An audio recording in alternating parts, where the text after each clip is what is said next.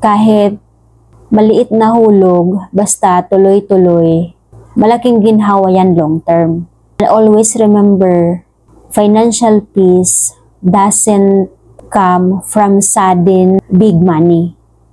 Start from steady habits. So, yung mga habit na araw-araw mong ginagawa, araw-araw kang nagsisave, nagtatabi, kahit maliit na amount lang. Kayang-kaya mo ma-achieve yung goals mo kapag inaraw-araw mong gawin.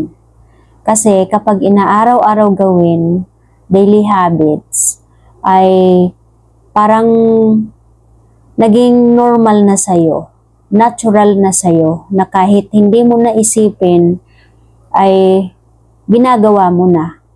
Kasi naging normal na lang sa'yo yung daily habits na yan.